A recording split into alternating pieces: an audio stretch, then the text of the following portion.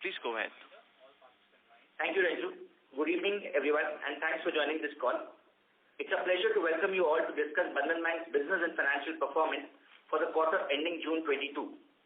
We will take this opportunity to update you on the recent development in the industry and Bandhan Bank during the quarter. To discuss all this in detail, we have with us our founder, managing director, and CEO, Mr. Chandrasekhar Ghosh, our CFO, Chief Financial Officer, Mr. Sunil Samdani, our Head Assets, Mr. Kamal Batra, our Housing Finance Head, Mr. Suresh Iyer.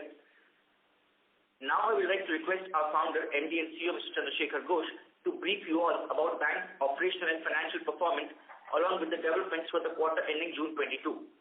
Over to you, sir. Thank you, Ritesh.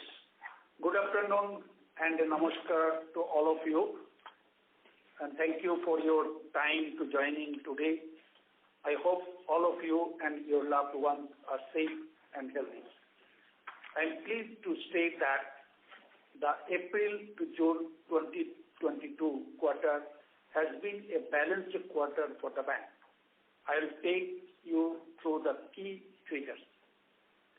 Quarter 1 of the financial year is a lean period for the financial services industry, and therefore the quarter-to-quarter comparison shows a minor dip. It is no different for us.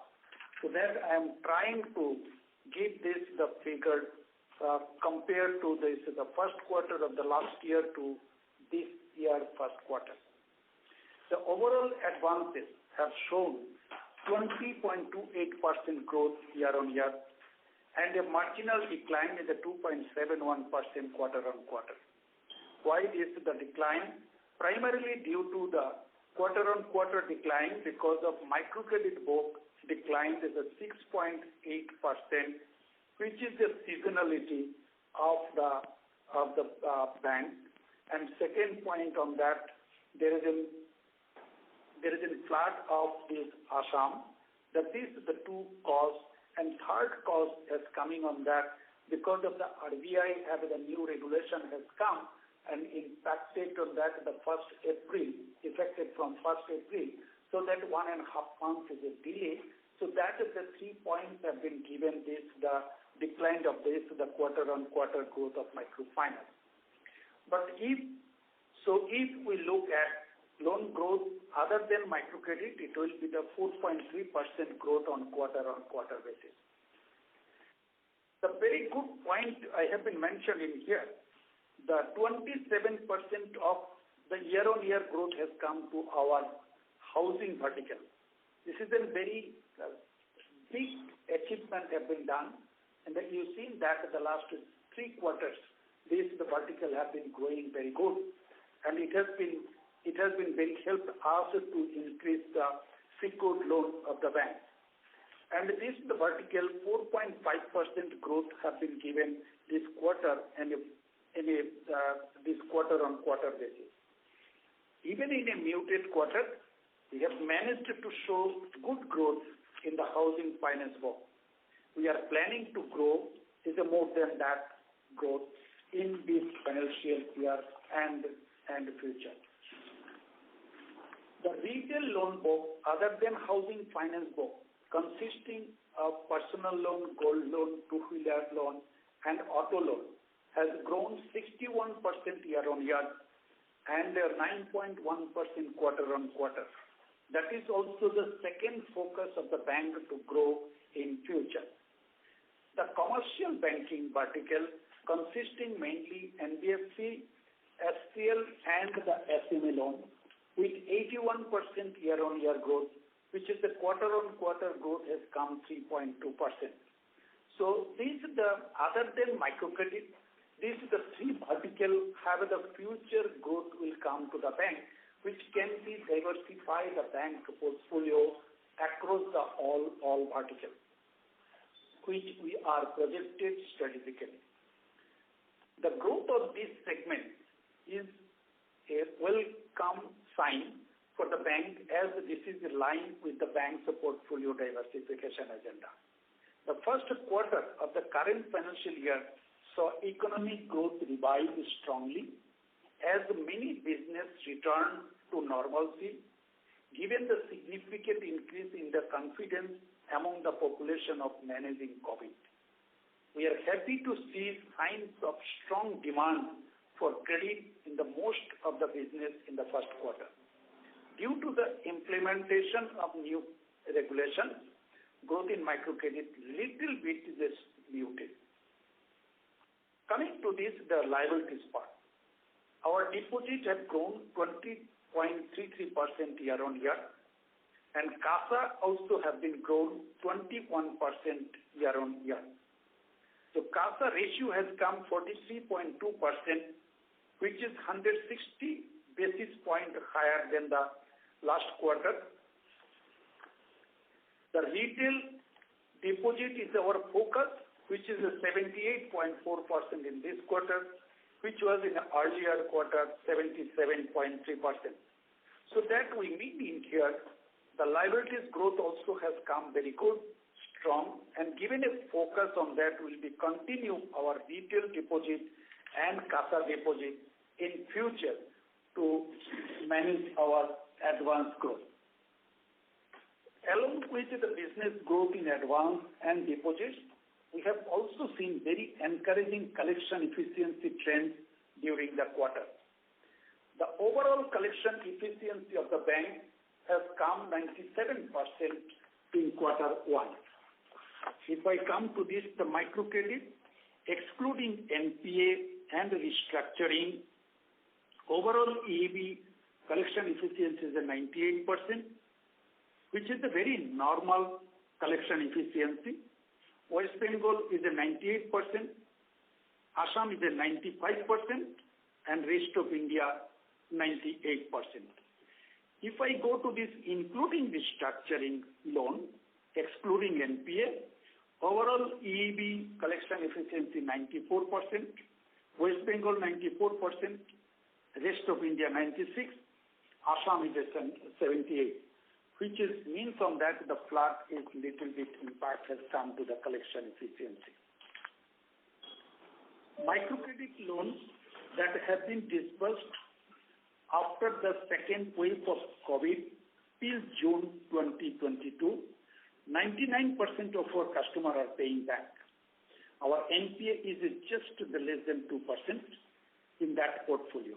This shows that the loans given after the COVID second wave are mostly standard and are as per our usual pre-COVID experience. That is having given the strength of the bank, the future, our growth of this microcredit will be not like to again any of this the critical position on that. With the people's livelihood coming back on track, we have observed and engaged among our customers to standardize their accounts in order to continue to enjoy the benefit of formal credit by maintaining a healthy credit record. We have seen strong collection efficiency despite the flood in Assam. For the first quarter, our gross NPA ratio stood at 7.25%, which was in the last year first quarter 8.18%. Net NPA has come 1.92%, which was in the last year first quarter was at 3.29%. We see that the business growth, customer confidence, credit demand, and we have the confidence on that. We'll be like to continue our net NPA less than this amount, which is 1.92. We are more than covered in terms of our provisions. Total provisions of the bank as on cumulatively as on quarter one financial year 23 is 8,847 crores compared to 8,197 crores in the last quarter. This makes our PCR is a 75%. But if it is a PCR with a pro forma include, it is in 101%. Bank has not taken any restructuring in this quarter, and we have also not feel that it is needed to future, and there is no write-off we have been done this quarter. During the quarter one, the bank has seen improvement in the gross net and the net NPA level compared to the quarter one of the last year. But on a sequential basis, we have seen some increase in the NPA figures, mainly due to three causes. One is a restructured loan. Though the restructured customer, 57% are paying MFI role because of the delayed disbursement and the Assam flood. Bank has seen total fresh slippage 1,125 crores, which was lower than the last quarter, which was the 1,365 crores. Within our fresh slippage in the EEB segment was 908 crores in the quarter one versus 1,181 crores in the last quarter. Most of the fresh NPA which we are seeing in this quarter are the ones to whom we have lent during the COVID period. Many of our customers have been paying regularly and have nearly regularized their overdue account. But until the entire overdue amount is not recorded, they cannot be categorized as a non-NPA customer. Finally, in the first quarter, we have seen that the 73% of our NPA customers are paying and 57% of our restructured customers are paying, which given that the confidence to us, the gross and net NPA future will be come down. No fresh slippage happen very big way on that. It is only the matter of time because customers are paying, these two types of customers, they are paying not in a full all, they are paying the partial installment, so that there is a swing on that some of the bucket of their rate. But their interaction with us, we think that they are giving the confidence to us, they will take some time but repay that full amount on that. With the business growth and improvement in the collection, we have seen our profit growth has come 138% year on year, which is this quarter has come 887 crores against the net profit of the last year in the same quarter 373 crores. Sorry. Our net interest income has shown a growth of 19% year on year. It has increased the 2,514 crores in quarter one financial year 23 from 2,114 crores in quarter one financial year 22. Our net interest margin for the current quarter is 8%, which is the range of our expectation. Total credit cost for the quarter financial year 23 is 2.7% compared to the last year first quarter 7.2%.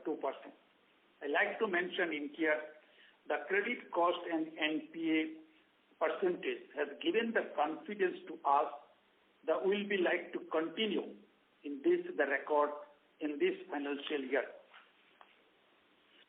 Coming to this outlook for the rest of the year, as you all know, we are seeing the economic activity picking up and business coming back to normal across the country. The bank has a focusing on that the business growth in this financial year, which is that the pre-pandemic situation, and credit cost I already mentioned and NPA is stabilized, and diversification is our core area. We are like to continue to do it so that housing, retail other than housing, and SME, we also like to continue to grow on that. All these together, we see that this quarter we are added 6 lakh new customers. So bank is growing, not only that the existing portfolio growing, that is also new customer adding, and then our liabilities and asset both are making growth on that. I wish you and your family all the very best. Please take care and stay safe. Thank you for all of you to listen me, and you have the question, you can. Thank you. Thank you, sir. Now we will have an opening remark from our CFO, Mr. Sunil Samdani. Over to you, sir. Thank you, Ritesh. Good evening, ladies and gentlemen. I will take this opportunity to run you through a few slides of our presentation. Starting with slide number 5, which talks about the EV collection efficiency. Here we are talking about collection efficiency excluding the restructured portfolio to make it like-to-like and comparable with the previous quarter. So as it's visible, for the month and for the quarter, West Bengal and rest of India, the collection efficiency stands at 98%, and Assam for the quarter is 95%, but for the month of June is 93%. Assam had been impacted by floods in the month of June, and hence the June collection efficiency is lower. We are seeing an improvement there starting July, and we hope that by September we will reach to the pre-flood level as far as the Assam collection efficiency goes. If we talk about the share, the paying customers, the customer paying profile, 94% of our customers pay their full installments, 1% are not paying, and 5% are paying part installments.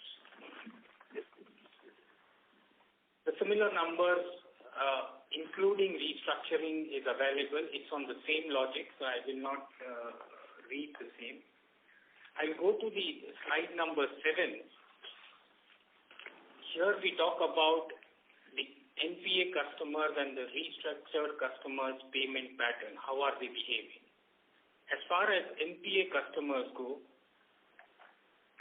73% of the customers continue to pay us either in part or in full, and 27% of the customers don't pay, those who are already in the NPA bucket, which is a healthy sign, which means the recovery from NPA will continue to happen, the recoveries and upgrades. Now coming to the restructured customers' paying pattern, about 57% of the customers have paid part installments in the quarter, and about 43% of the customers have not paid their installments.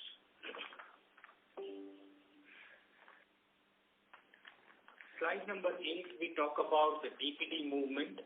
Here you will see the increase in DPD. That's largely because of the restructured customers' demand getting generated from April onwards, and the impact of Assam floods in the earlier bucket. Other than the restructuring impact, the DPD movement has been less than 0.3 to 0.4 basis point in each of these buckets. Now coming to slide number 9, here we talk about the stress pool and the coverage analysis.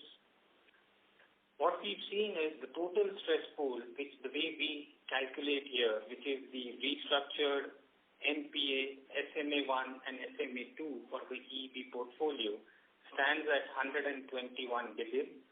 And against that, we have a provision. Now, before we get into the coverage, let me explain this pool of 121 billion. You will see the restructured amount at 21.4. That's because half of these restructured customers, the demand has started, and those customers are either in current or the SMA buckets or the NPA buckets. Accordingly, what we show here as restructuring is only those customers which will come out of restructuring in the current quarter. Those who have already come out, their positioning is on the respective SMA buckets or the current buckets. Now, as against this 121 billion, we have a provision of 76 billion. So the coverage on the provision has improved by 3% quarter on quarter. We've taken the extra provision of 335 crores this quarter, which is over and above required provision to improve the coverage.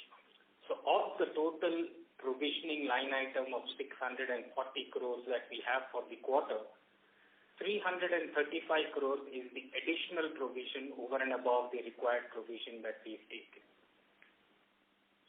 The CGFMU recovery stands at 25 crores. The first claim we will make in the first week of October, and that claim will be roughly in the range of 1,150 to 1,200 crores.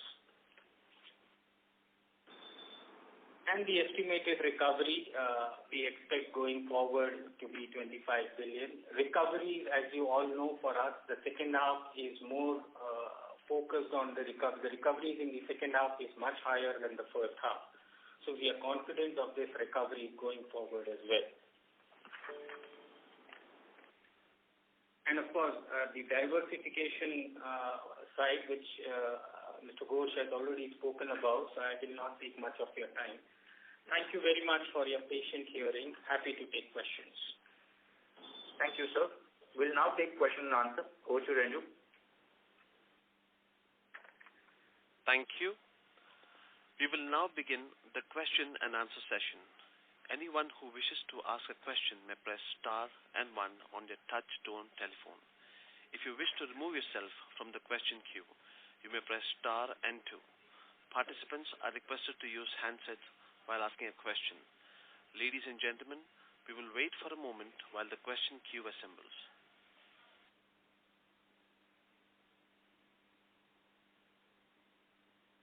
The first question is from the line of Sameer Bhaisi from JM Financials. Please go ahead.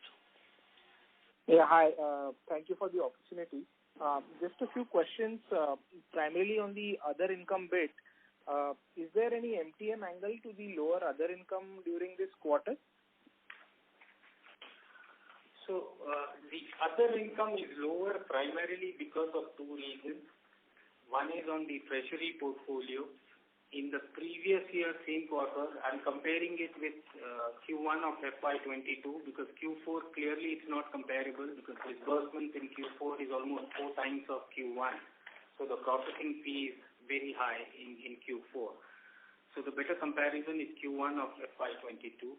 So there in Q1, we had booked a profit on sale of investments of 174 crores. This is the movement from HTM to AFS that we do once in a year. So that sale has not happened this financial year due to adverse yield curve movement. And secondly, the mark-to-market provision that we do, in Q1 of FY22, there was a reversal of mark-to-market provision of 86 crores. So effectively, in Q1, there was a 270 crore income on the treasury book, whether it is on sale of investments or mark-to-market. Against that, there is a mark-to-market provision or a loss that we have done of 79 crores this quarter. So that is effectively 330 crore movement if we compare last year same quarter to this quarter. The second piece is on the PSLC income. This quarter, our PSLC income is lower by almost 130 crores compared to last year same quarter. That's because we've not sold PSLC this quarter, particularly on the agri portfolio, where we are awaiting a clearance from the regulator. The moment we get that, in the second half, probably you will see an uptick in the PSLC portfolio as well. So these are the two main reasons. Okay, thanks. Just talking about PSLC, the annual report also mentions that there is a change in the recognition of priority sector loans. Could you please elaborate? Because the outstanding PSL eligible loans have come down on a YOY basis, so that would be helpful. So this pertains to, in FY 19-20, the RBI had an observation that we don't have the land records for our agri portfolio. So clearly, a bulk of our agri portfolio comes from microfinance customers, which are landless laborers. So in such a scenario, there is no question of having a land record. So accordingly, we had represented to RBI explaining the positions as to why we cannot have the land records here. But since this was an observation in the 1920 report for which there was a demand raised to deposit the funds in RIDF in Q4 of last financial year. So accordingly, we had deposited the RIDF there. In 2021 and 2022, there is no such requirements. But the assessment is complete for 22? We are yet to receive the report, final report, but the assessment is complete and we don't expect that to come in for FY22. Okay, and just one final thing. If we look at the DPD movement, in the 61 to 90 bucket, West Bengal shows quite a bit of a jump. Is it primarily the restructured book of that state, or is there something else to it?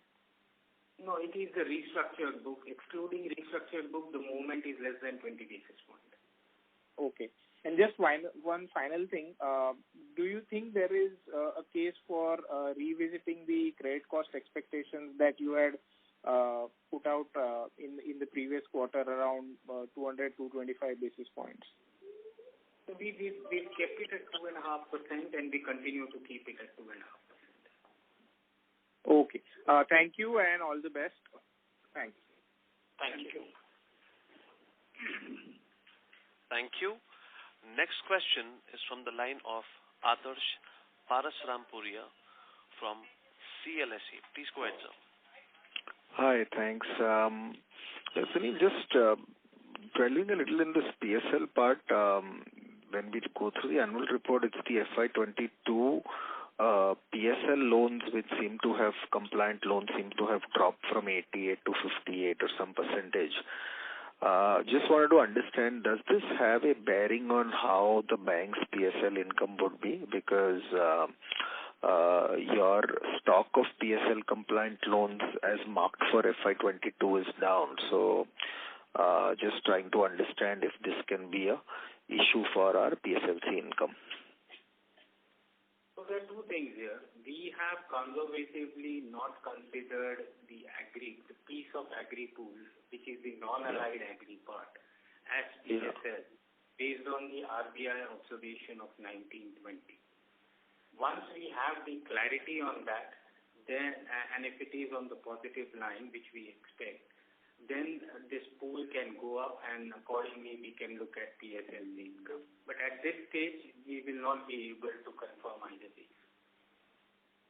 And just to clarify, your FY21 and 22 PSLC income was how much? So my FY22 PSLC income was about 650 crores. Got it. And if it is adverse,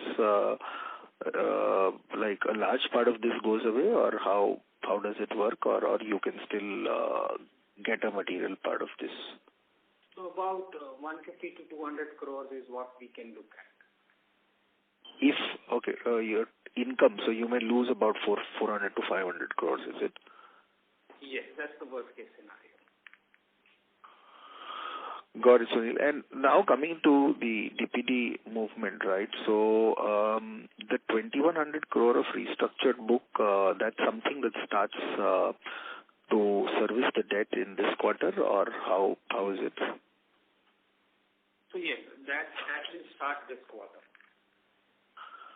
So it seemingly, when you look through the numbers, majority of the restructured book has found its way into the DPD buckets, and there is a restructured book which still is not servicing. Two questions here. One is that going by the same experience, most of it could be DPD, and then some of this DPD is late stage, so your NPAs will likely rise in 2Q and 3Q, right, as some of this goes along. So just wanted to understand if we should have ideally provided more, or you seem comfortable because you will get those guarantee-related recoveries that are expected. If I say one point, then Sunil can be add on that. The beginning on that, our restructured loan is 7,400 crores. and we are now balance has come 4,600. So more or less it's in 3,500, which is more than around 50% of the loan recovered and customer are paid on that.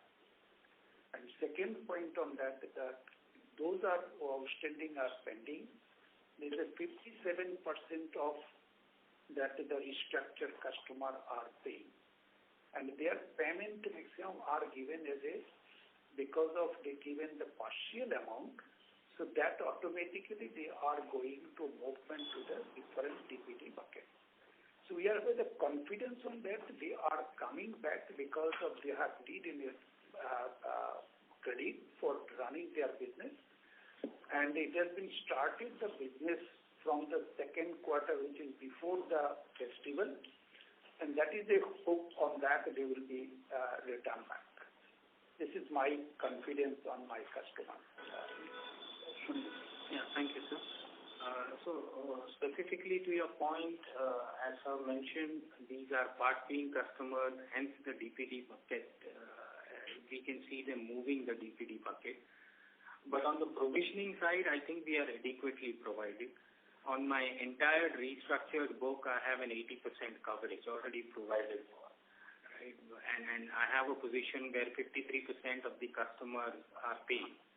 And top it up, we have the guarantee cover, which is over and above this. On the whole, I think we are adequately, more than adequately provided, and hence we are sticking to our credit cost guidance. Got it, Sunil. And my last question is on the operational changes done to comply with RBI's norms, right, in terms of how you underwrite. Can you just walk through what all changes was required? Are we fully done and now it's back to disbursements as usual, or what were the changes? Yes, the changes were broadly on the household income, identification and recording and calculation of FOIR. So which we used to do as part of our individual lending customers, which was roughly 20-25% of our network. Now we have to do it for 100% of our network, which is the household income calculation and the FOIR calculation. So that training for the entire network has happened, and that is why the first 30-40 days of the quarter, the disbursements were muted. And now we are back to normal, both on disbursements with the new guidelines. Got it, Sunil. This has been helpful. Thanks. Thank you. Thank you. Ladies and gentlemen, in order to ensure that the management is able to address questions from all participants in the conference, please limit your questions to 2 per participant. Should you have a follow-up question, we would request you to rejoin the queue. And the next question is from the line of Kunal Shah from ICICI Securities. Please go ahead, sir. Yeah. First question on restructured pool. If you can just share the movement of this restructured pool. So 4,900 crores becoming 2,100 crores. So this 2,700 crores, how much is recovered? How much is flowing into, say, NPA, SMA2 and SMA1?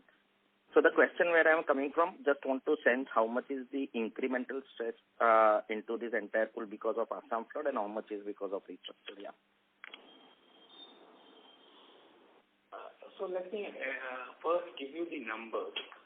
My total restructured pool outstanding, whether it is part of DPD or it is still part of restructuring, is 4,661 crores.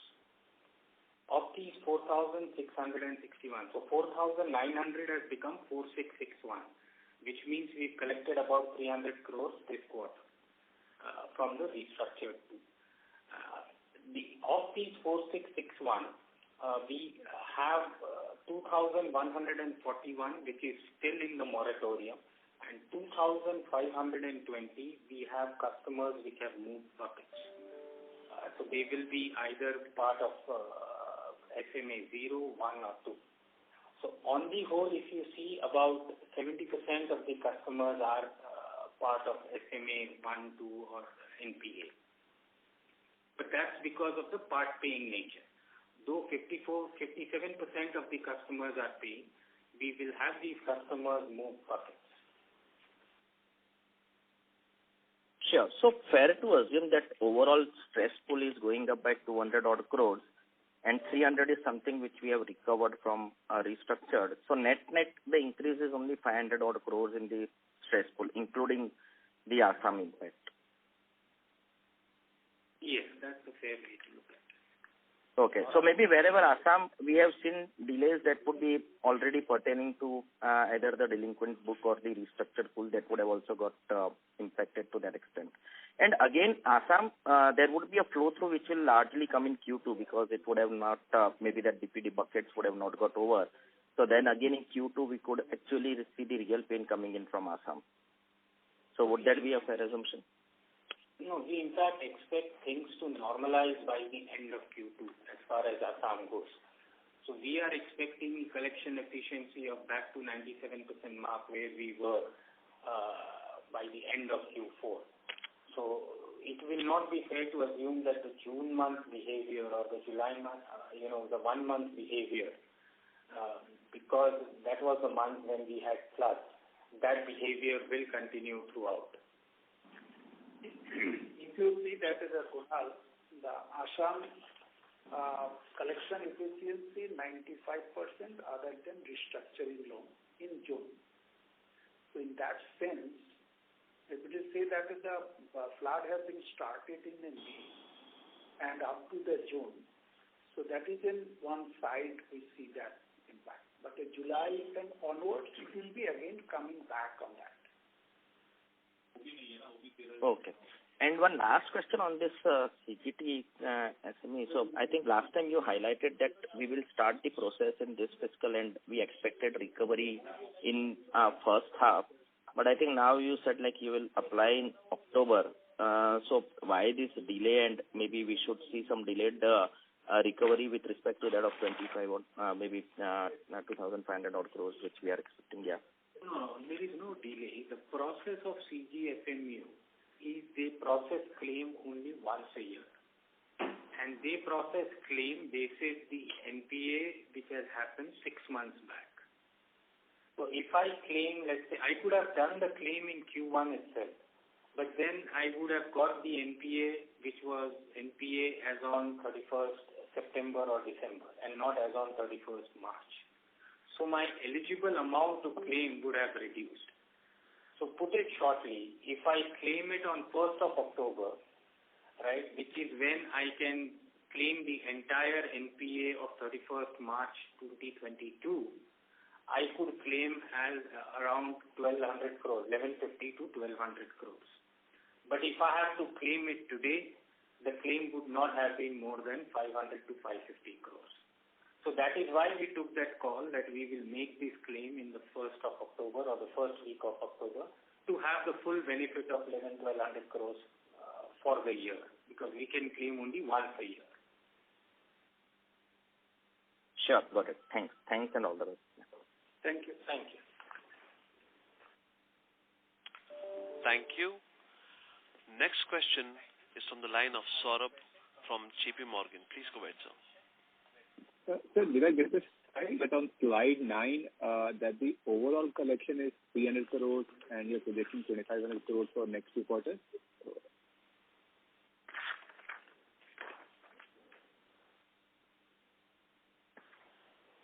Yeah, so we expect that because if you look at the seasonality, the historical trends also, with every quarter our collection in absolute amount as well as in percentage terms improve.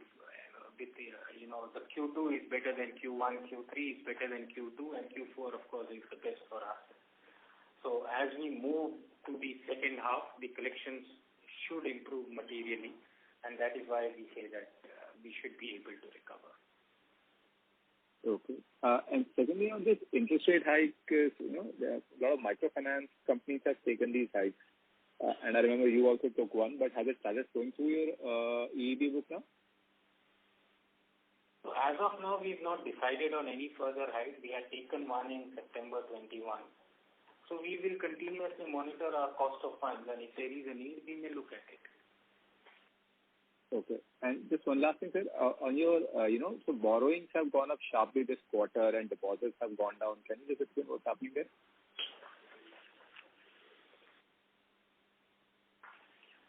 So, see, in this quarter we have, the RIDF requirement which was there, that was partly done in Q4 and partly in Q1 of this year, in April of this year. Right, and hence for meeting that RIDF requirement, we have taken the borrowing. And borrowing for us is cheaper because it's a refinance, and it comes at a cheaper cost than the bulk deposits because there is no CRR SLR requirement there. Okay. And so your outlook for loan growth this year should be in that 20% ballpark? Yes. Okay. Thank you, sir. Thank you. Thank you.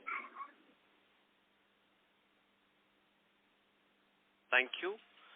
Next question is from the line of Samir Bise from JM Financials. Please go ahead, sir. Yeah, thanks for the follow-up opportunity. Just one question. Sunil sir, can you provide the breakup of slippages across business lines? Yes. Thanks for asking that question because that's the one big positive that we've seen in this quarter. The overall slippages for the quarter was 1125 crores. This number was 1365 crores in Q4. So the gross slippages have come down quarter on quarter.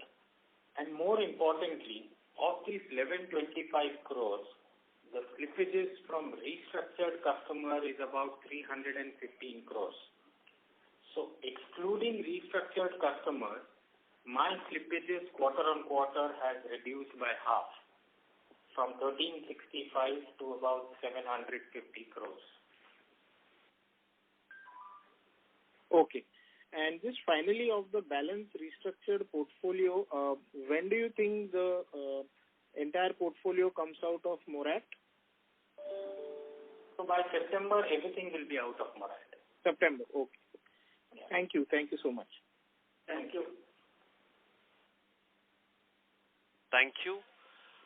Next question is from the line of Param Subramanian from Macquarie. Please go ahead, sir. Yeah, hi. Thank you for the opportunity. My first question, Sunil, we are budgeting for, in terms of recoveries from the stress pool of 25 billion, which was the same as what we were doing before. But if I'm looking at the collections, including the arrears, that seems to have come off, pretty sharply. So, any outlook? Do you think this number, as in there is scope for a little reduction over here? Your thoughts on that? No, not really, because, as I explained, that recovery for us is also seasonal. In a sense, the recovery amount is lowest in the first quarter. It increases as the quarter progresses. So historically, if you see last 20 years, Q4 has the highest recoveries and Q1 is the lowest recovery. So we are confident that this year will be no different. And now that the pandemic is behind us, we don't see a challenge here. Sure. Okay. Thanks for that. And also on the new MFI norms, has it impacted the ticket size of your disbursements? Could you give some color on what your ticket size of disbursements is currently? And has this norm of 50% EMI cap, 50% of household income, has it impacted the ticket size of your disbursements in any way? Well, take that point. You know that the last 2 years we are practicing on that. Those are the very seasoned customer and very good business. We are graduated them to this individual as a MSME. So larger ticket, bigger ticket size are shifted in there. So in that sense, we have not found out on that because of new rule, it has come to our help on that to reduce the ticket size. So who are eligible for that loan as a graduated loan, their income of the household is more than 3 lakhs. So that is, we like to more help us on that to not making on that. But after that, if you see that my group loan, which is that called the EEB, Other than that, the individual loan, their ticket sizes come 39,819 rupees. Okay, sir. And what would it be, as in this 39,800, what was it, if I can, get a sense of what it was probably a year or so ago? It was in a 55, so that will not be a like-to-like comparison, because now we have an individual loan, or we call it small business and agri loans, which is separate, and group loan is separate. Okay, so the higher ticket customers have migrated to individual, and that's why you're saying the income is more than 3 lakhs. Is that the right understanding? Correct. Yes. Okay, got it. And Sunil, just one last data point. If you could just share the restructured portfolio split between West Bengal, Assam, and rest of India, since we have the SMA NPA numbers in that, split between West Bengal, Assam, rest of India. If you could share for the restructuring as well. That's my last question. Thank you. Just a minute. So, my total restructured book, whether they are part of still restructuring or part of SMA, those who have moved out, those whose demand have started, is 4,661 crores, as I mentioned, of which West Bengal is 2,123 and Assam is 1,502. Assam is? 1,502. Okay. Thanks, Sunil. Thank you, team, and all the best. Thank you. thank you. Thank you. Next question is on the line of Abhishek Murarka from HSBC. Please go ahead, sir. Hi, sir. Thanks for taking my question. So just one clarification I required on this Assam relief scheme. I think the portfolio eligible for this was around 35 billion or so last year. What is the update here? Is there any progress or any allocation that would have come to you? If you see that the Assam government given that 1,700 crores as on today, which customer are regular. And so that it is not in all customers are demand we have. Second point is here, there is in category 2 and 3, which is overdue and NPA customers. The government in the last budget have been allocated 1,500 crores now, and they said that if further need, they will be again given on that. So that 1,500 crores, that is in tentative time was in this quarter, but because of the flood has come, it has been deferred, and maybe the next quarter it will be come on that. Okay, so the outstanding portfolio now there is about 1,700 crores, is it? So this claim is as of March 21, right? So it has nothing to do with current outstanding. The eligibility is of the earlier day. Okay. And just a few data keeping questions. So can you share the movement of NPAs, as in the write-offs and recovery upgrade as well? Yeah, so as I mentioned, the slippages, including slippages from restructured pool, stands at 1125 crores. The recovery and upgrade is 538 crores. So the net addition to NPA is 588 crores. There is no write-off during the quarter. Okay. And finally, just a state-wise breakup of the restructured MFI. So you gave an overall restructured breakup. Just the MFI 2140 crores, if you can give a state-wise breakup.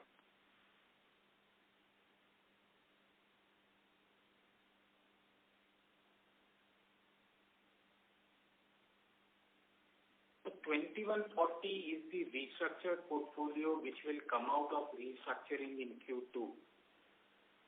In addition to that, what has already come out in Q1, those customers are part of TPD. So the total restructured pool, the one which is yet in restructuring as of 30th June, and the one which has come out of restructuring as I mentioned, was 4,661.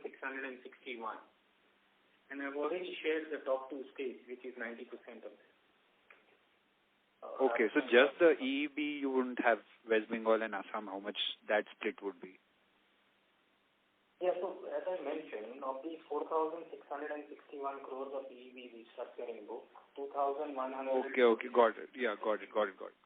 Yeah, sorry, clear now. Yeah. Thanks. Those were my questions. Thank you. Thank you. Next question is from the line of Anand Dama from MK Global. Please go ahead, sir.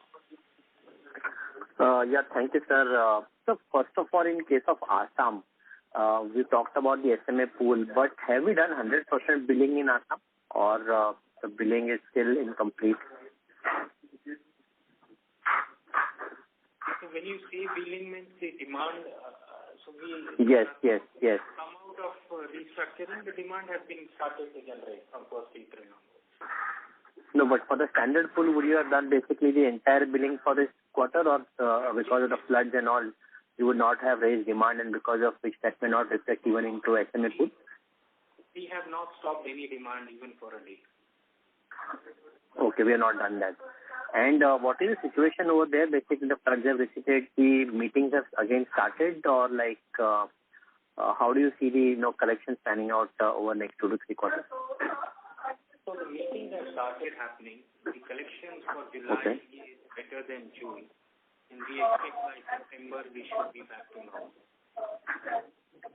Okay. And when you say normal, means that there will be still some stress which will flow into the SMA pool, barring what we are seeing at this point of time, or the current SMA pool itself will come down?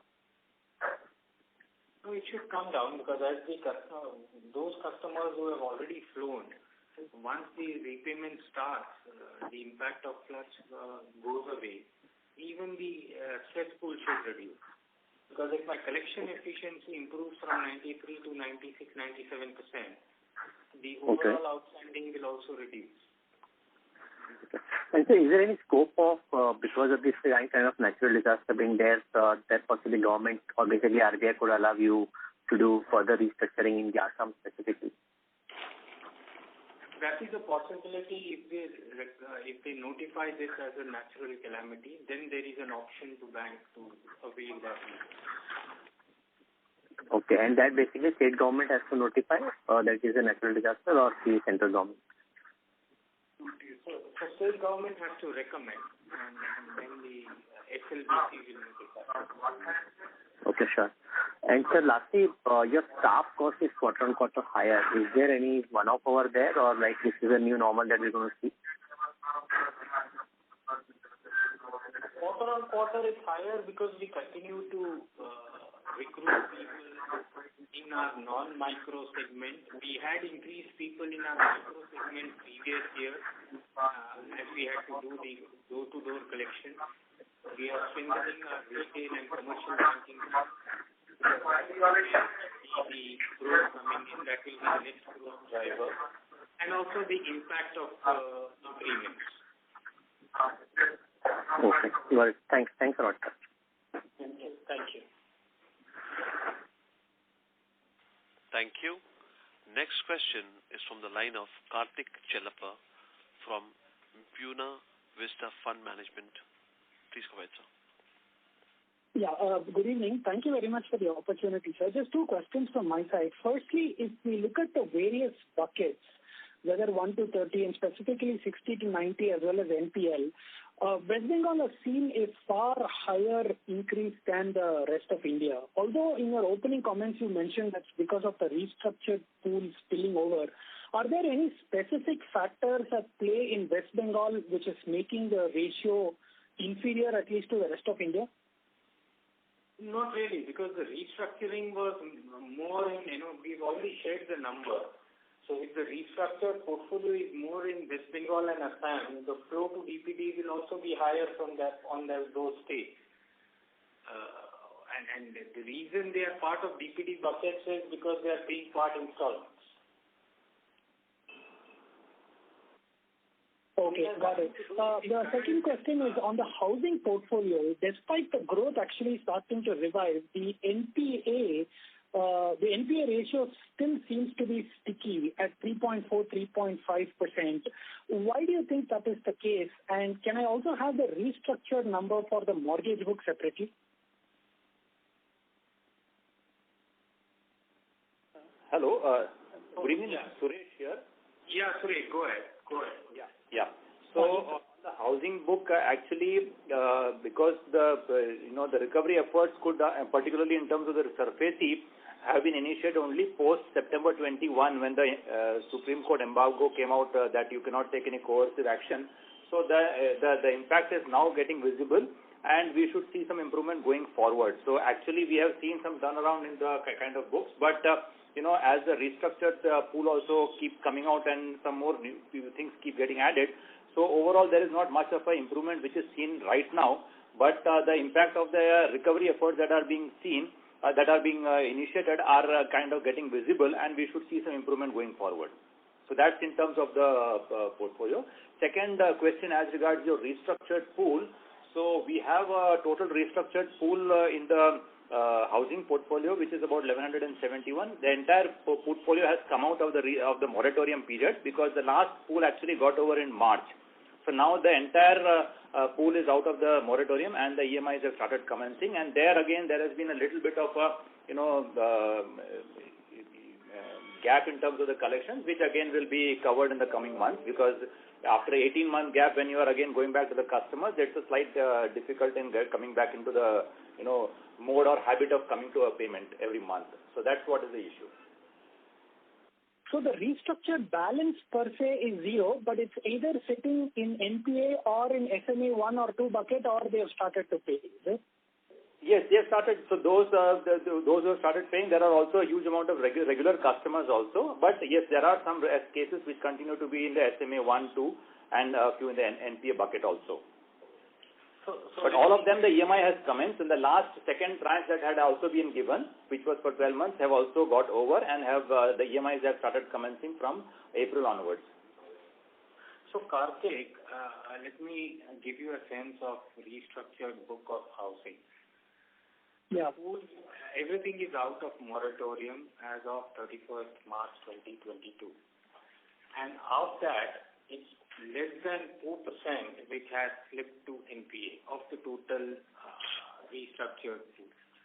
80% is still in SMA 0 or current. And the balance 10% is in SMA 1 or 2.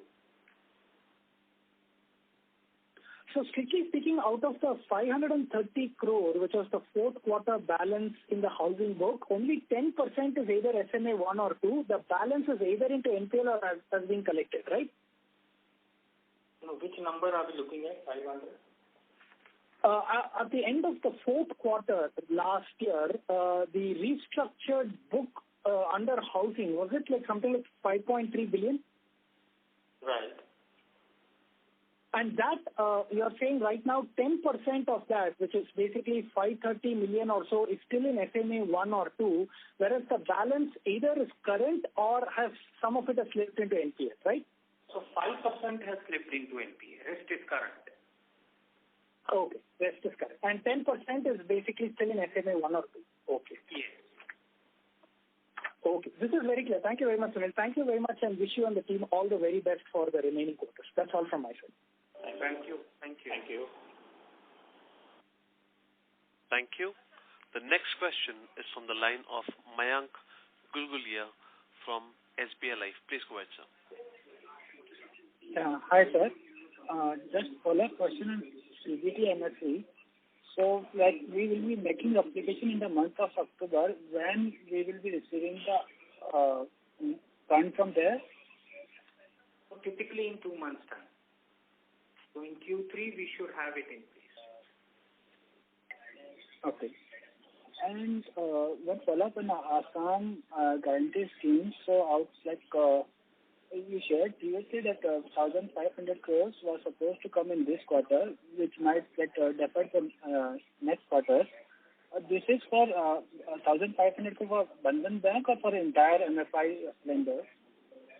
So what Assam government, what we hear, and this of course is from the media reports, right?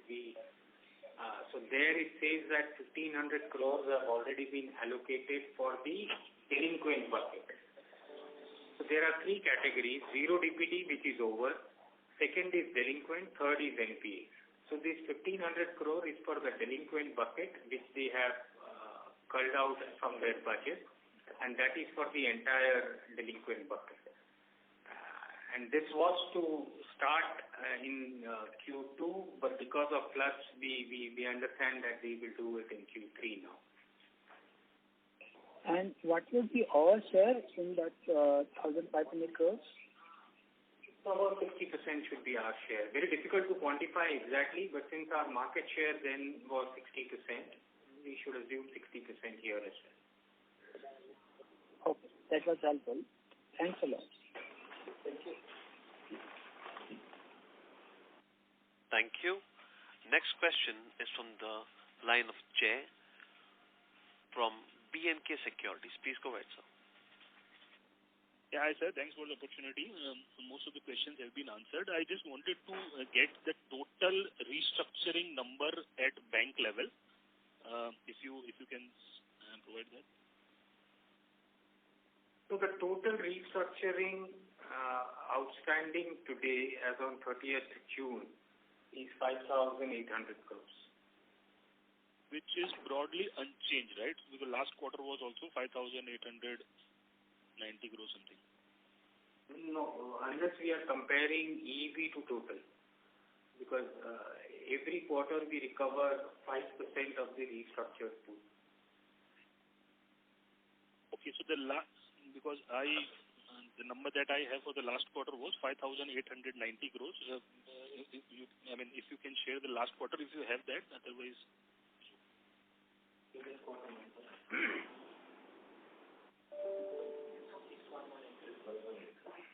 About 6,150 crores. Sure, sir. The second question is, sir, on provisions. So total specific provisions at bank level, if I see from gross minus net NPA, is around 5,200 crore. What is the over and above provisions which are not flowing into the PCR at bank level? The overall provision that we carry is about 8,900 odd crores. Okay, but this part of this would be such provisions which are 100% provided, which hence see you are given 7,600 crores provisions in EEB portfolio. Right. This includes specific plus non-specific everything, right? Yes. Okay. Other than the regular standard asset provision. Right. And the total provisions is 8,900 crores at the bank level, specific, non-specific, everything. Yes. Sure. And last two things, sir, actually. One is if you have the ECLGS number handy for the bank, outstanding or disbursed, whichever way. And if you also have the write-off for EEB for FY22. This quarter it was nil. The write-off number for 22.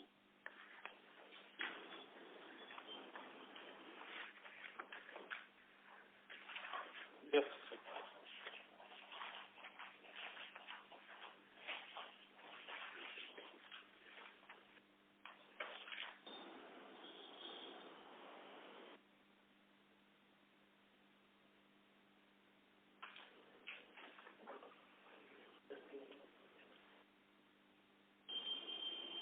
So in 22 we did 3,220 odd crores, 25 odd crores. So for EEB, right? Yeah, 3,243 crores. Sure. Yeah. So and if what was your next question? Sorry, sir. ECLGS number outstanding.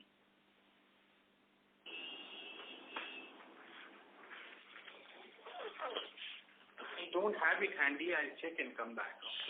Sure. And just to double check, sir, the total provisions is 8,900. of which 52 billion is specific at bank level.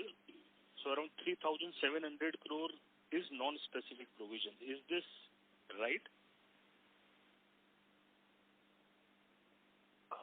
You can say that, but I will have to check how whether we've allocated it to a particular, because we normally have allocated some provisions to restructured customers as well.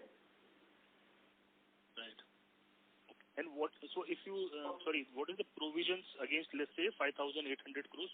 I think you mentioned some PCR on RSA also. Yeah. So my restructured book of 4,661, which is the EEB, which is 90% of the restructured book. Against that, I have a 75% coverage. Sure, I think that ties up then. Okay, great. And last thing, sir, on Opex. There is a clear acceleration in the Opex growth at a time when, of course, the revenue has been slowing down. So how should one look at the Opex growth for the full year, let's say? No, we are looking at a full year growth of 20%. So clearly, we don't see a scenario where the revenue is slowing down and the Opex will go up. There is always a timing difference. Once you introduce the increments, immediately next quarter gets impacted. And for us, the growth comes in the second half. Sure. Our Opex to assets continues to be in that range of 2.8%. That has not gone up. And it should not go up also, right? This is what should. Yeah, it will not. Directionally, it will come down as my portfolio gets built, which typically happens in the second half. Sure. Understood, sir. Yeah. That is all from my side. Thank you, sir. Thank you. Thank you. Next question is from the line of Manish Shukla from Axis Capital. Please go ahead. Yeah, good evening and thank you for the opportunity. Just taking first the Opex question forward. As the business mix evolves towards your target over the next 3 years, how do you see the Opex to assets trending? So we, if you talk about 3 years, we see Opex to assets at 2.5, 2.6. Okay. All right. The second question is on net interest margin. Now you have the dynamic of changing business mix as well as rising cost of funds environment. So how should we think of a steady state or normalized margin for you? So see, net interest margin depends on the interest rate environment going forward. Right? It depends on how the interest rate moves, how much the deposit cost moves, and how much we are able to pass it on to the customer. But broadly, we are looking at in this range of 8%, plus or minus 20 basis points. Okay, so despite the rising rate environment and change in asset mix, you think you can hold on to the current level of margins. As the mix changes, you don't see margins trending downwards. If we talk about FY23, yes. Longer term, clearly the trajectory will be lower, but FY23, yes. Okay, understood. Thank you. Those were my questions.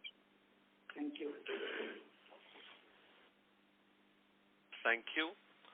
The next question is from the line of Praful Kumar from Diamond Asia. Please go ahead, sir. Good evening, sir, and thanks for the opportunity. Just, sir, a couple of basic questions. One, Bandhan is known for extremely loyal customer base. Over the last couple of years, there was a lot of turmoil. What has been the customer attrition at the bank level in terms of, customers that we lost over the last 2 years? Customer lost is normally we are lost in a year-on-year basis 9% normal time. And out of that, in the 5% we are rejected, 4% they are retired because of the age or they are not like to take the loan further. So this is a normal point of the customer trust. That's a normal situation. Yes. But sir, now you have a significant book that was in the moratorium. There was a significant book that is restructured. And in that period, these customers being, not very high on cash flows would need more funds. So how does it happen then in terms of how they fulfill their needs in terms of money requirement? So as far as we are concerned, we have given them moratorium restructuring. That's the best we can do. Right? So unless, and our policy is one loan. So unless the loan gets cleared, we don't offer further loans. Correct. So that's what I was trying to understand, sir. Since it's restructured, it's an NPA, and they will need more cash flow. So generally, there has to be customer attrition, which logically has to be much higher in such scenarios because they will go to somebody else to borrow, and we can't top it up in terms of our loans because either it's NPA or morat or restructured. So that's one way to look at. The other way to look at is, which is what we are seeing, is the customer takes more time to repay. Right? They are under NPA, 73% of them pay, which means they are paying part installment. Similar is the case for restructuring. So they will take longer time to repay their loan, and once they clear their loans, they will be eligible for the new loan. There is a character start part P. There is a character start part P. Sorry? Please. Yeah, please go ahead. Yeah, so my question is, once they start part P repayments, can we give them more loans, or they have to clear a certain threshold before we disperse them, or top up the loans? How it works? We don't do top up loans, and we have a policy of one loan. So unless they clear the loans, we don't allow them fresh loans. Got it. All right, sir. All right. Thank you, sir. Thank you. Thank you. Next question is from the line of Nitin Agarwal from Motilal Oswal. Please go ahead. Yeah, hi. Thanks for the opportunity. So most of my questions have been answered, but just one clarification around the credit cost, which we talked about, that you're keeping the estimates broadly unchanged for FY23.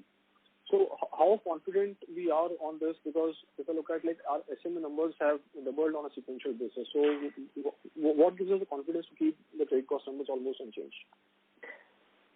So as I mentioned, my coverage on restructured and gross NPA is more than 75%. And on top of that, I have the CGFMU guarantee. And if there is a probability on the Assam Relief Scheme funds as well. And the way to look at, if 73% of my NPA customers are paying, 57% of my restructuring customers are paying, we are confident of recovery from these customers as well. So with all of this, I think we are fairly confident that for the full financial year, we should be in that range. Okay, sure. Thanks so much. Thank you. Thank you. Next question is from the line of Param Subramaniam from Macquarie. Please go ahead. Yeah, hi. Thank you for the follow-up. Just one, data query. So the RIDF bonds that you have outstanding, so in the annual report you're showing as 3,300 crore. What is it currently, since you said, Q1 also you made incrementally some RIDF investments? And what is the margin impact that we are seeing in this quarter because of that? So the current outstanding is 5,632 crores. And the margin impact on NIMs because of RIDF is about 20 to 25 basis points. 25 to 30 basis points. Okay. Got it. Thanks. 20 to 25. Got it. Okay. Thanks, Sunil. Thanks for that. Thank you. The next question is from the line of Rishikesh Bishay from Money Works for Me. Please go ahead. Well, thank you for giving me an opportunity for this, but I think most of my questions have been answered.